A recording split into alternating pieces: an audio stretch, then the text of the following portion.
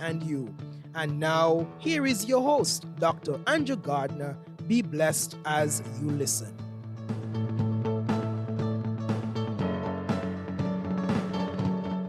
Good afternoon, good afternoon, good afternoon. Welcome again to your Health and You Way. So glad you can join us today at Second Advent Radio 101.5 on your FM dial. And also you can reach us on our YouTube channel and also on online viewers. We want to thank you so much for joining us today. And we trust and pray that God has been very good to you. We missed you for the last 2 weeks, but we were on the campaign train, and so we're back here again with you in studio to continue our talk on your health and you. So call a friend, call a neighbor, tell them that your health and you is on this afternoon, and we just want to welcome you warmly. And I just want to say a special hello to our friends over in Nevis. I want to recognize Brother Elroy Kelly. I know he's locked in, and Sister Lashley, she's also locked in, and Sister Bailey, Dean Sinkates, and all the other folks over there. We just want to thank you for listening to Second Advent Radio and for keeping us in your prayers. And also for Brendan in Montserrat, we want to invite you to stay locked. We know you're locked in with us in St. Kitts and also Nevis and also St. Kitts and also Barbuda and of course Antigua and also those on the World Wide Web. We just want to welcome you warmly to your health and you, and to let you know that we are happy to be in your presence once again.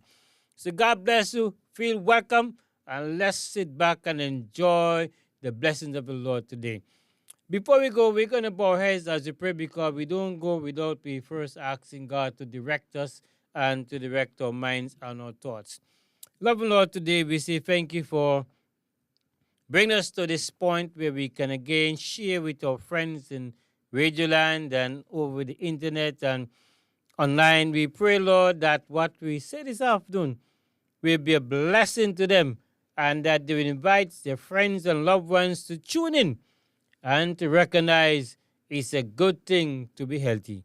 Bless our broadcast today, and may some souls find Jesus. May they find health and wealth for the soul. In Jesus' name we pray. Amen.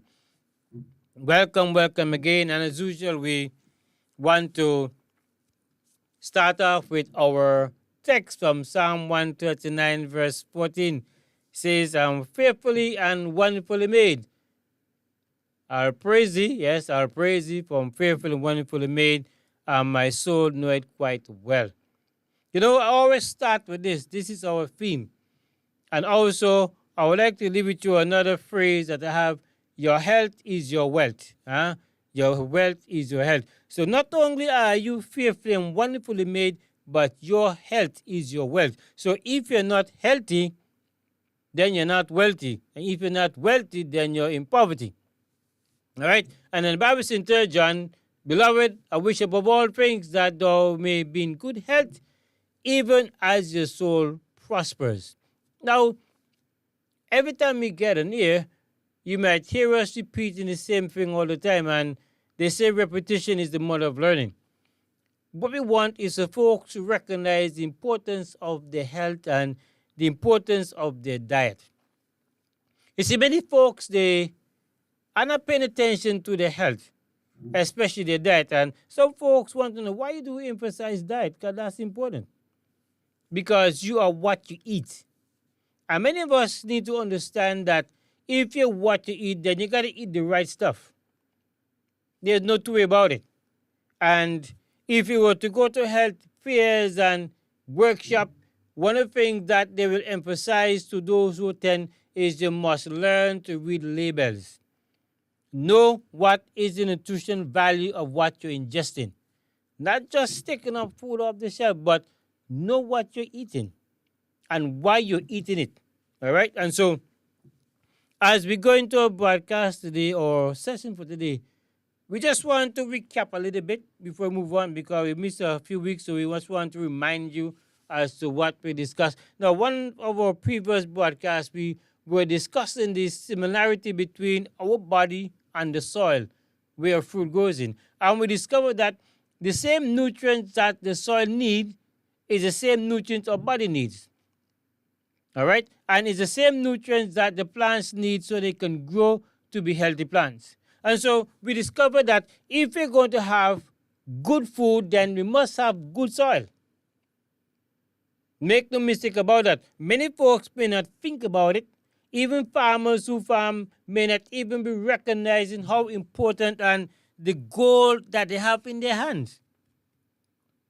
Well, I guess for some farmers it's not gold anymore because some of the soils have been depleted so much now that you're planting your crops in soil that has no nutrients in it for the body.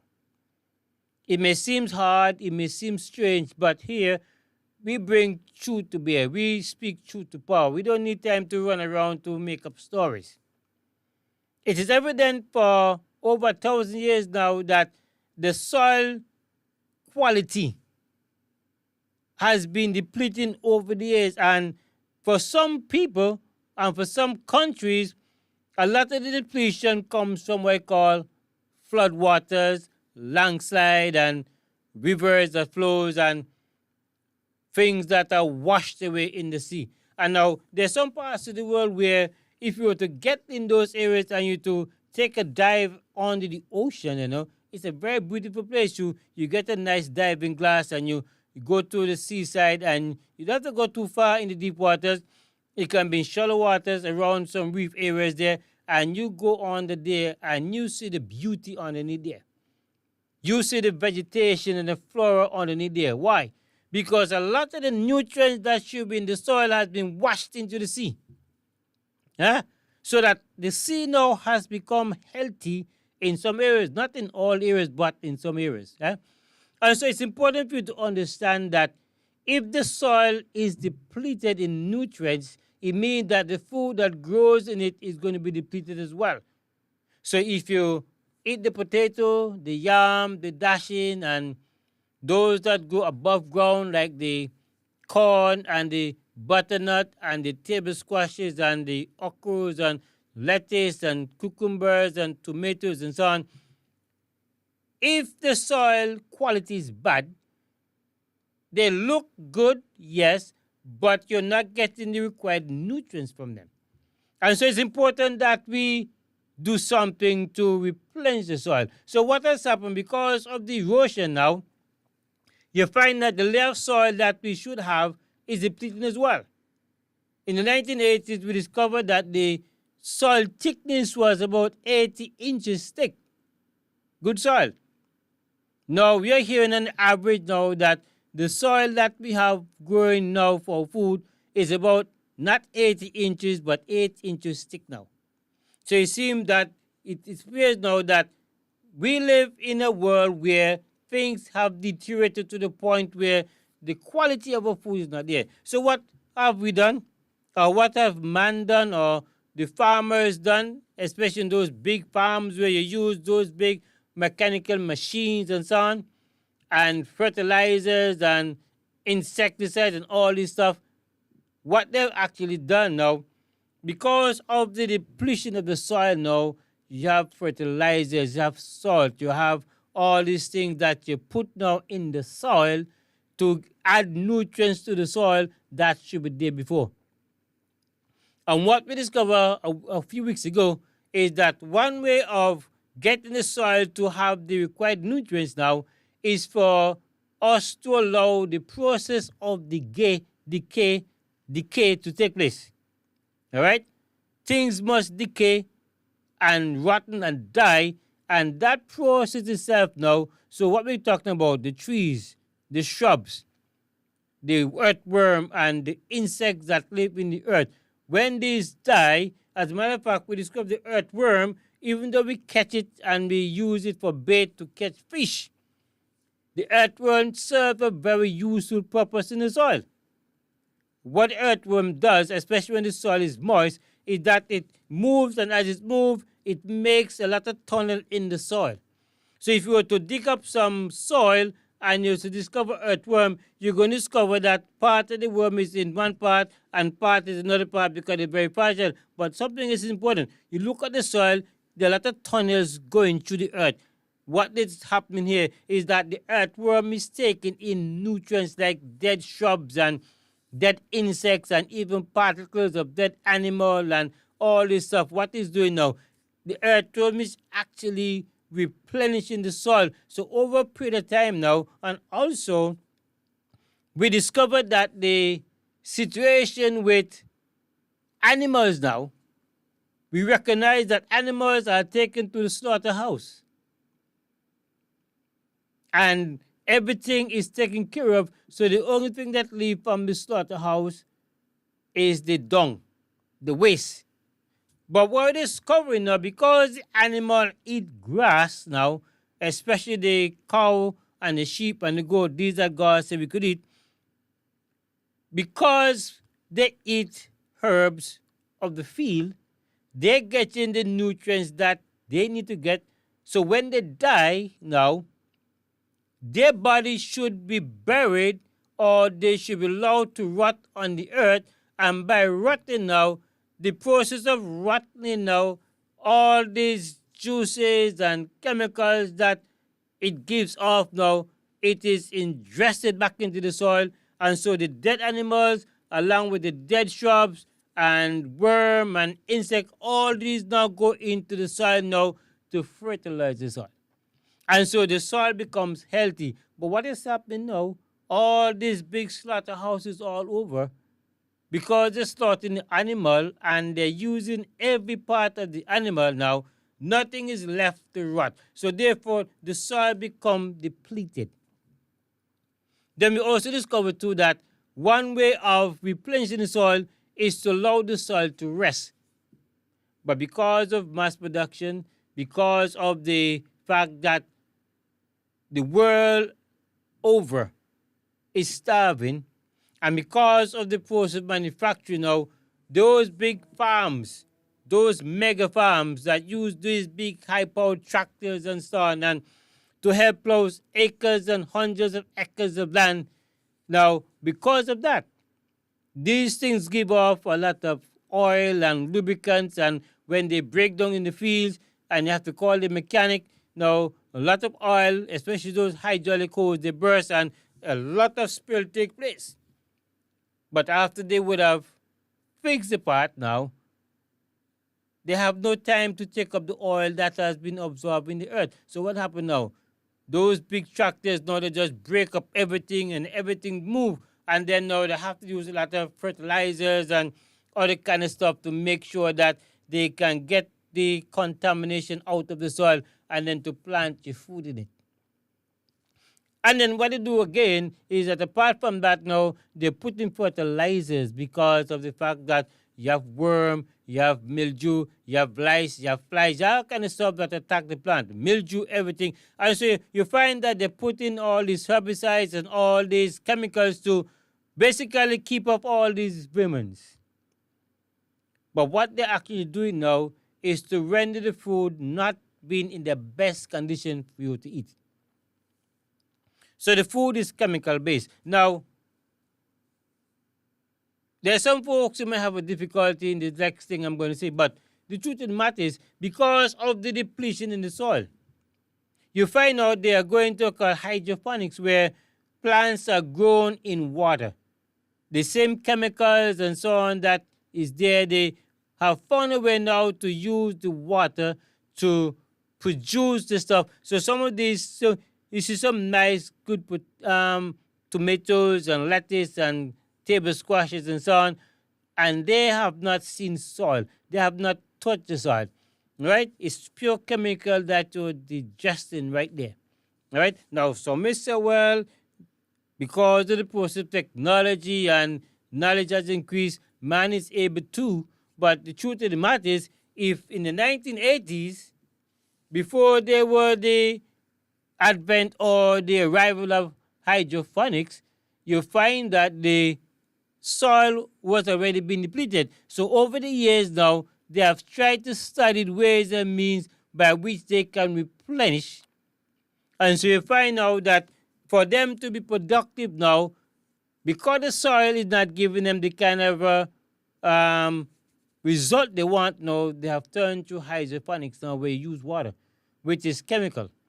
All right? But it lacked the nutrients, because in the soil we discovered that there are certain elements in the soil that must be in the food as well. And so they are not there. And so that's in a nutshell is what we have looked at before. And so we want to encourage folks to be careful when you go to the farmers or go to the supermarket or you go to the marketplace where they have the vegetables and fruits or even meat items. Make sure you're getting quality for your money. All right. Having said that, now we're going to look at our topic for today, and it's entitled "Food is more than meet the eye." Food is more than meet the eye. Now, our eye is the window to the soul. So when our eyes see things, our brains work to inform us in terms of the color, in terms of the taste, in terms of the texture, all kind of stuff. All right? Now, you would have heard me say from time to time that what happened in the world today, those who are manufacturing food, they're not necessarily manufacturing food for the nutrition value, even though they have on the label the nutritional value. It's not always the case. It is put there for you to believe that what's in it is what's there. But if you were to take this food and take it to a lab and you break it down, you discover that it is poorly constructed. But again, because of supply and demand, because of the fact that I want to make a quick bucks, I'm going to put something together. It's not going to be necessarily what it should be. But hey, if I'm going to get $2 for it, why not? All right? That's why we're saying food is more than meet the eye. And so we have to look at the food seriously. And as we look at the food, look at your health as well. Ask yourself the question now, if I want to be in the best of health, what am I going to eat? What am I going to ingest? You have to sit down and to look carefully, talk to a nutritionist, talk to a dietitian, and get some guidelines as to how you could put your foods together. We know you have your fats, you have your carbohydrates, you have your proteins and all this other stuff. You got to know how to put it together. Now, not everyone would be interested in putting this thing together. Why? Because of time, because of so many things. But hey, somebody had to take the time to put things together, and you go to the supermarket and you buy it. All right? So you have to take time for yourself. Now, the challenge with a lot of folks is that they keep saying, oh, they don't have the time. But then you quickly run to the fast food place to buy the Kentucky and the fries, which are laden with fats that you don't need in your body. Or you go to some place to pick up a plate of food, right? But then I'm saying you can help yourself. You could help yourself by just balancing, by time management, by taking the time to look at what you're doing, taking the time to say, look, you know what? I'm going to take a few moments in the night. Start to practice and say, look, I'm going to put a few things together. I'm going to buy some recipe books. I'm going to ask a question here and there. And I can put my own recipe together. You don't have to look at somebody's own. You can try something. I often do it. I often go in the kitchen, get a few things, knock it up in there, so it tastes, and it tastes good. Say, okay, it bang good. And so you write down what to put there, and then you're able to use it for future reference. All right? Now, so when we're saying food is more than meet the eye, all right, there's some people who think that variety is going to be difficult, but it isn't. If you have a salad, you have quite a variety of vegetables right there, don't you? Because when you have a salad, you have your lettuce, you have your tomatoes, you have your cucumbers, you have your Brussels sprout, you have your alfalfa, there's so many things you can put in it. All right? And of course, you could add a little almond or walnut. It give it a kick, you know. So there's variety. You have the colors. You have the carrot.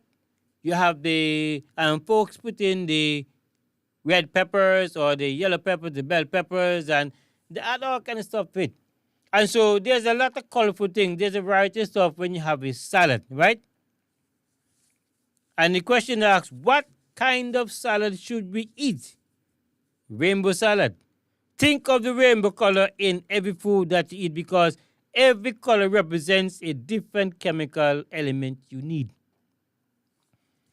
When you have a colorful plate of food, many of the body's functions will be taken care of. All right? With yellow vegetables, you are going to have a natural laxative. Uh-huh. With the yellow vegetables, you're going to have natural laxative. In other words, you're going to be regular to the bathroom. In other words, you don't have to go there force, or you don't have to go to the over the counter and buy laxative and those things because you are regular. All right? With the green, you are going to have the blood builders for anemia. With the reds, you're going to have arterial stimulant, the blood. All right? And so every color have its benefit for the body. When you use beet, the deep purple, that is good for the blood also. But you must make sure you do it everything in moderation. All right? And so many folks find themselves in difficulty, and you find folks have a hard time going to the bathroom. Why? Now, we often said that your food must do a number of things for you. And we're going to always repeat this for emphasis. One, it must add nutrients to the body, which helps to build and to heal the body and to nourish the cells. All right? Then it also cleanses now. When it cleanses now, if you're eating the right food, if it is cleaning you out the way it should, then there is no need for laxative. It means, therefore, that if you're not going off properly or you're not having regular bathroom periods, it means, therefore, that you're not eating the right foods.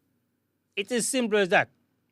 Your food is supposed to move along the digestive tract in a manner that it walks with all this stuff. When you eat a diet high in fiber, that fiber in the body helps to move the waste. When the body would have absorbed the nutrients in it, now the rest moves, and as it moves, it is walking with whatever needs to go. So when it's time for the body to get rid of the waste now, you don't have a problem. You go on the toilet, and the minute you sit there, it comes down like a mad torrent. Wow! But if you stay there and you got a force, it means that something has gone wrong. All right? So it means, therefore, that either you're not eating enough fiber or you're not drinking enough water. All right? So you need to look at these two things. There is no need for you to go to this over the counter to buy laxative when the food can do it for you. When you have pepper, eat some ripe pepper. Right? Eat some ripe pepper, and these ripe peppers, and you bite up a few of the seeds and you swallow it. Trust me, it's going to clean you out from your mouth. Go right now. Try it. It works. You know, and it's some people don't like it, but when you can see the seed in the stool, it's an indication that your body is working well. And not only it's in the seed, you know, but trust me, the amount of stool that come out mean that you get a good clean out. I don't feel bad. You don't feel anyway. Why? Because the food is doing its work. And let me tell you something, folks. Why is it important for you to pay attention to the food? Also, when we say food is more than meet the eye, it is important that you understand that when the food you eat cleans you out, it not only cleans you out, but it adds nutrients to the body as well, and it starts to repair and to build those tissues. Also, you have to understand too, when you go to the doctor, one of the things that the doctors are already know is for 3 stool tests 3 days in a row. Why? They want to make sure that what they see coming out of the system is either normal or abnormal. Because you can have a good bowel movement today and have a bad one tomorrow. So those 3 times is to make sure that things are consistent. Now, a good doctor will let you know that one of the first parts of your body that they seek to correct if there's a problem is in your colon. You know why? Because in your colon, That's where most of the diseases are formed, in your colon. Because see, in the colon there is a long, wiggly organ that you can't see in it. Even though doctors may open up, they still can't see it, because if you were to stretch out the colon, it's going to be quite a long thing to stretch out anyway. Right? And in those dark crevices in the body, the maker, God who created us, the one who created us fearfully and wonderfully. That's what the psalmist said, I praise you for I'm fearfully and wonderfully made. He put all these things there, and he recognized that if you eat the right food, the body can heal itself. The body can clean itself, so that the doctor don't have to clean you out. The food can clean you out. As a matter of fact, those who have done colonoscopy once or twice or several times will discover that what the doctor will order you to take before that procedure, by the time we have finished all and you have taken the last dose, by the time he start the procedure to see what your colon look like, your colon is clean like a whistle. The only problem is if indeed you have abdominal pain and aching and you can't go off as well, and then they got to come to see what is happening, or there might be uncontrollable bleeding or some level of bleeding. No, they have to investigate to see what is happening. But the truth is, by the time they use the probe to go right up within the colon and to check all the areas, there's nothing there for them to see, because they already wash it out clean. Right, my friends? Most, if there's polyps or maybe tumor or signs of cancer there, they might pick it up. But for the most part, most people, if your body is healthy, they wouldn't find anything there at all. And the truth is, you're being washed out and cleaned out. But here's the downside to that. A lot of folks don't recognize that when you do a colon cleanse, whether you do it yourself or the doctor orders you to clean you out before you do that procedure, you are offsetting the flora in the gut. In other words, they are what we call friendly bacteria that resides in the gut area. And any abrasive way to get rid of waste is going to work with the friendly bacteria. Now, when we say friendly, it means that they are good for the body. Of course, there are the bad ones. You need the bad ones out. But sometimes to get the bad ones out, you work with everybody. All right? So therefore, when you do a colon cleanse, whether you're going to do it yourself or a doctor is doing it to you, then you need to replenish the flora by using your gut with probiotics in it, or if you have the probiotics tablets or capsule, you can take them, because you will need to replenish that. Because if you normally have diarrhea and it was a severe diarrhea, you're going to discover that not only do you feel nauseated and feel weak, but you don't feel right. Why? Because the flora of the gut has been depleted because of the diarrhea. All right? It has been depleted because of the fact that then somebody needed to get out what's inside in a hurry. And to get out in a hurry, you're going to walk with even the good things. All right? And so, if you have a simple diarrhea or you have to do a colon cleanse, please, my friends, stock up with yogurt with probiotics. Or if you don't want to use yogurt because it's dairy, then you get the capsule in a health food store. You take those so you can replenish the friendly bacteria that was in your body. All right? And so what we're saying is that the food you eat, the colorful food you eat, is there to help you. Each color gives you the benefit you need as you eat it. All right? Now, each of these vegetables does different things for you. Each of the fruits does different things for you. These are little things, but they are useful and important. Now, let's look a little bit about overeating. You know, there's some folks who like to stuff themselves. Yeah. After variety, the next thing we must look at is eating. The average person overeats. Yeah? The average person overeats. None of us should eat exclusively just to prevent food waste. Most things can be refrigerated and saved at least for a day or so. You must prepare only what you need. That's a biblical principle from the Bible. When you go back to the book of beginnings, when you go back to Genesis, Exodus, Leviticus, you discover that God is always giving his people the warning, do not collect more than you need for the day. So between Monday and Friday, or Monday and Thursday, we're told to collect just between Sunday to Thursday, you collect one portion, or just what you need for that specific day. So there need for no wastage. If you, for instance, if it's bread, just say it is bread that God has given, all right? And you know your family can consume 20 loaves in one day. God is saying, do not take more than the 20. Because if you take an extra loaf, the next morning is going to be not good for food. And many folks disobey that. That's why I find today people grabbing and grabbing for 10 and 15 days in advance. And God is saying, hey, I'm here to supply what you need each day. Each day. Even if you prepare food, you shouldn't prepare food for 6 days. You should prepare food for at least 2 days.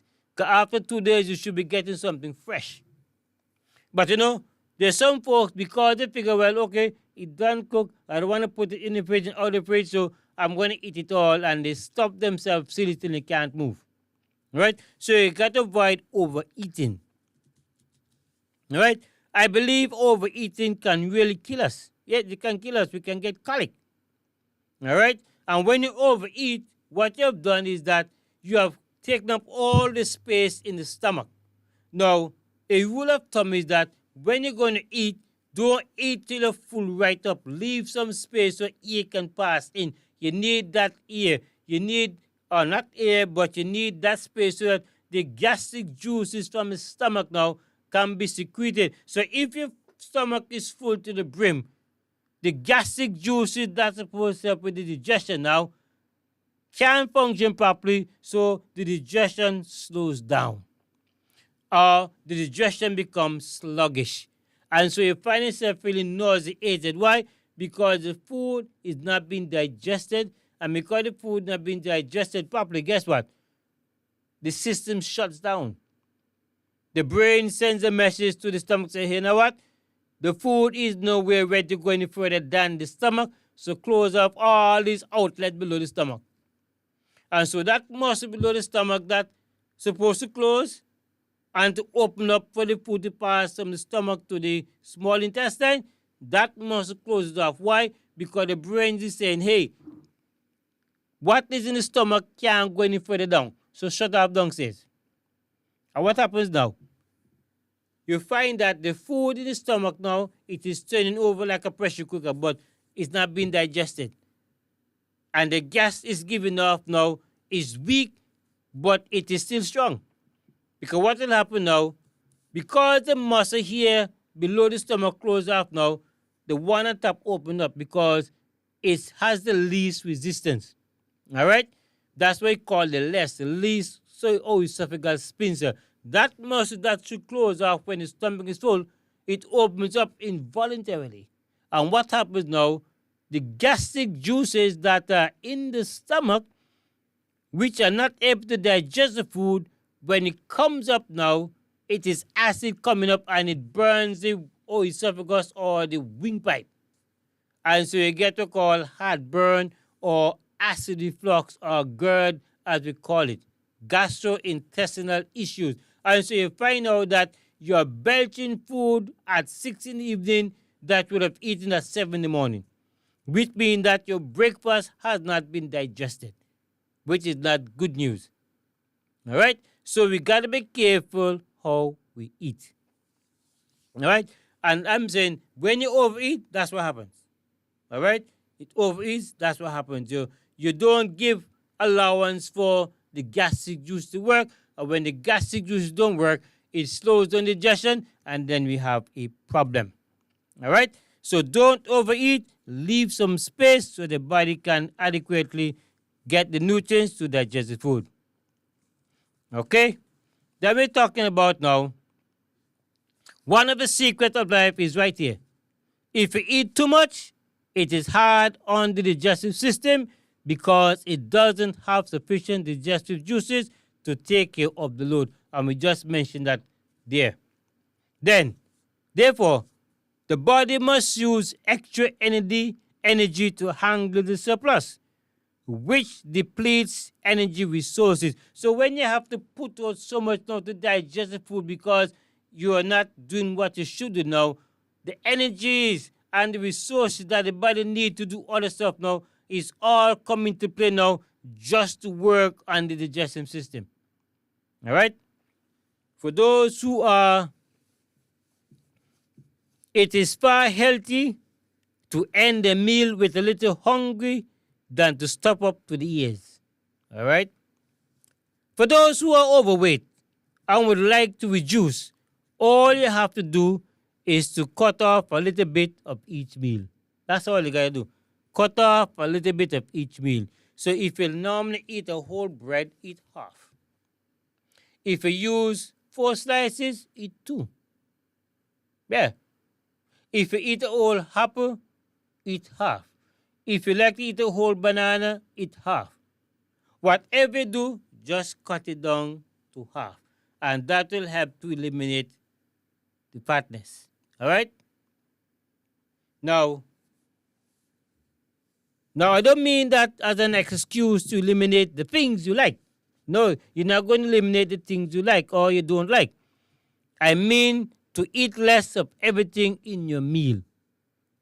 Just a little bit of the 6 vegetables, a little bit of the 2 fruits, a little bit of the starch, and the same with the protein. You're just taking off a little bit. All right? Then also, if you really want to lose the weight, do not eat later than 6 in the evening or 5:30 or 5 o'clock. You know why?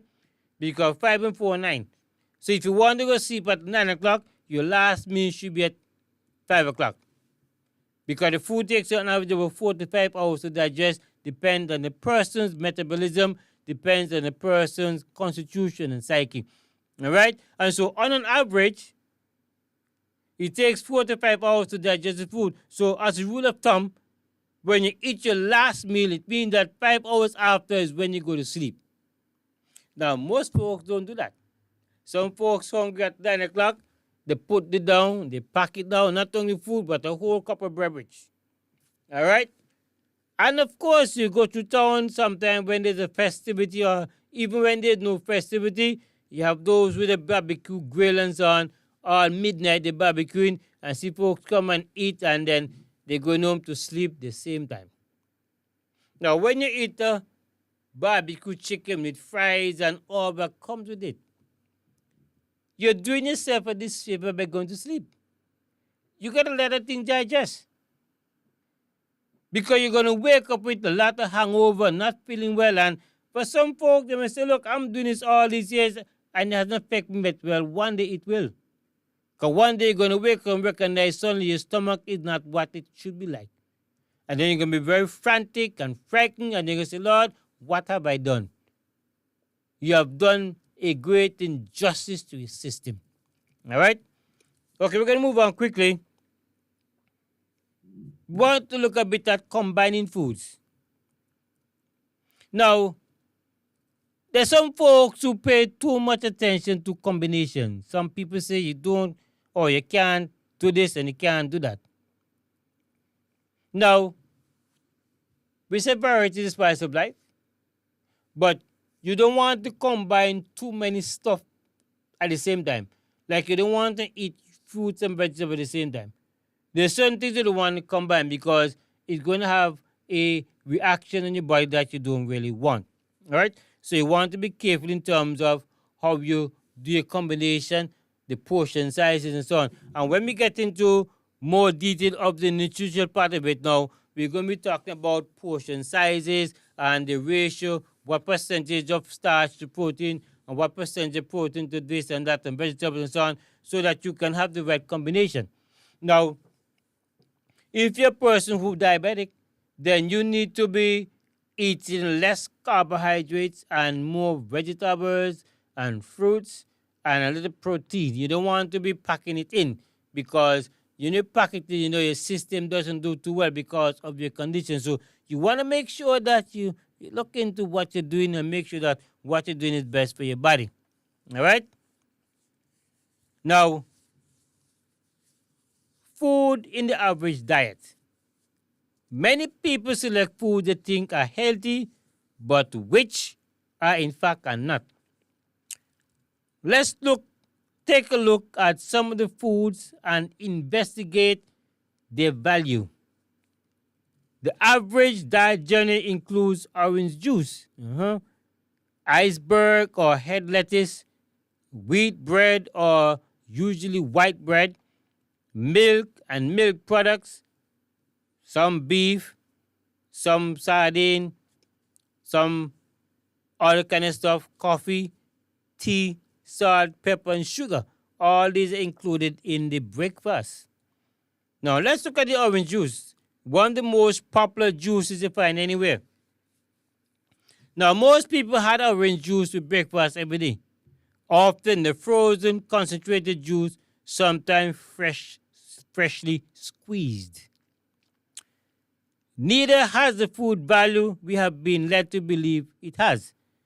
Oranges are picked green for commercial juicing purposes and for sale to markets. In other words, when you go to the supermarket and you see a nice orange, look well ripened, that orange was picked green, meaning that the sun did not get to neutralize the acid in the orange.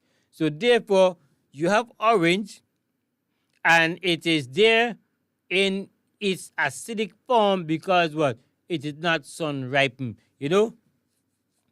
Not only oranges, but tomatoes as well. If you go to your farm, you notice they pick tomatoes, they're green. You go to some place where they go banana, they pick them green. Then they are put through a process with a special gas, and the special gas will turn these things ripe overnight or within a day or two. A green banana is now fully ripened to eat. It did not get to the stage naturally. They use a special gas to turn it to the color it is to give the impression that it is well ripened, but it is not well ripened. It must be sun ripened and not gas ripened. All right? Now, those sent to the markets are generally processed with a special gas, as we said, to turn the outer peel a bright, attractive orange color to give the impression they are tree ripened. They're not tree ripened. Now, let's be fair. There are many folks who are scared to allow their fruits to ripen because of birds and bats and other stuff. But the reality is, the birds got to eat too.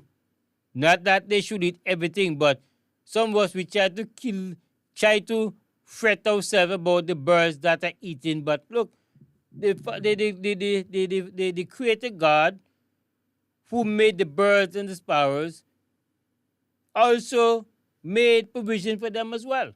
So if they take a few of your things, don't worry. They can't take all. They can't take all.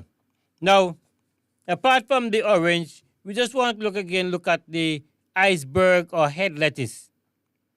Now, this is the most used salad ingredients in the average diet, and it is almost worthless nutritionally. This type of lettuce is often gas forming and tend to slow down the digestion. And so that's why sometimes you see the advertising on TV, something called Beano. It's a thing that they put together to help those who are gassy from eating vegetables and fruits. All right? But what we're discovering that the iceberg lettuce, it doesn't have much nutritional value in it. And so what it leaves you is gassy.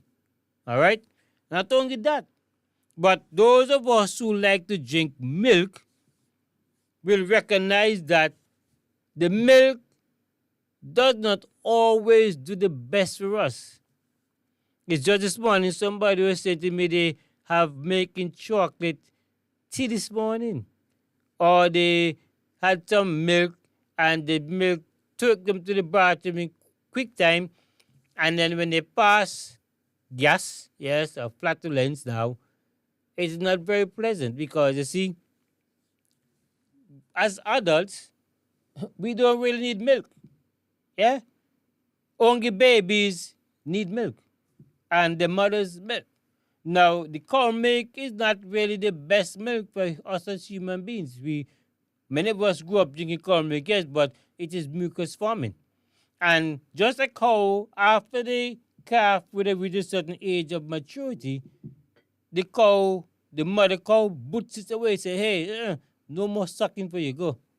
Eat grass. It's the same thing with us as adults.